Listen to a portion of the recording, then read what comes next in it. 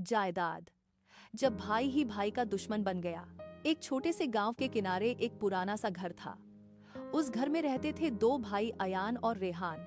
बचपन में ही उनकी माँ दुनिया छोड़ गई थी और उनके अब्बू ने ही माँ बाप दोनों का प्यार देकर उन्हें बड़ा किया। अयान बड़ा था, समझदार, जिम्मेदार और कम बोलने वाला। रेहान छोटा था, मासूम, हंसमुख और दिल का साफ। जब भी रेहान गिरता, अयान दौड़कर उसे उठाता और कहता, मैं हूं ना, तुझे कुछ नहीं होने दूंगा। रात को दोनों एक ही बिस्तर पर सोते। भूख लगती तो एक रोटी को आधा आधा बांटकर खाते। उनके पास दौलत नहीं थी, लेकिन मोहब्बत बहुत थी। फिर एक दिन उनके अब्बू भी उन्हें छोड़कर चले गए।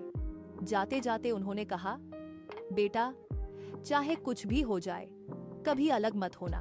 दोनों भाइयों ने रोते हुए वादा किया, हम कभी अलग नहीं होंगे। लेकिन किस्मत को कुछ और ही मंजूर था। अब्बू के जाने के बाद उनके नाम पर एक बड़ी जायदाद आ गई, कुछ जमीन, वो पुराना घर और थोड़ा पैसा। शुरू में सब ठीक था। दोनों मिलकर काम करते, एक दूसरे का ख्याल रखते। लेकिन धीरे धीरे लोगों की नजर उनकी जायदाद पर पड़ने लगी। उनमें से एक था नसीर को दूसरों की खुशी बर्दाश्त नहीं थी। उसने सोचा, जब तक ये दोनों साथ हैं, मैं कुछ नहीं कर सकता। इन्हें अलग करना पड़ेगा। और फिर उसने उनके दिलों में शक का जहर घोलना शुरू कर दिया।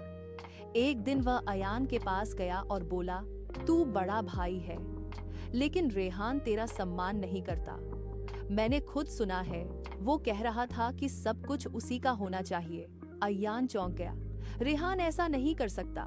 नसीर मुस्कुराया, समझदार को इशारा ही काफी होता है। फिर वह रेहान के पास गया और बोला, अयान सब कुछ अपने नाम करने वाला है, तू बस देखता रह जाएगा।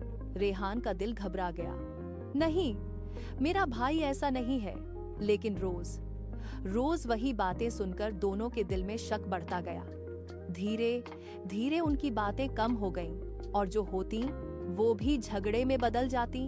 एक दिन बात इतनी बढ़ गई कि अयान गुस्से में चिल्लाया, तू मुझे धोखा दे रहा है। रेहान की आंखों में आंसू आ गए। भाई, आप ऐसा सोच भी कैसे सकते हो? लेकिन अब गुस्सा और शक दोनों के दिल पर हावी हो चुके थे।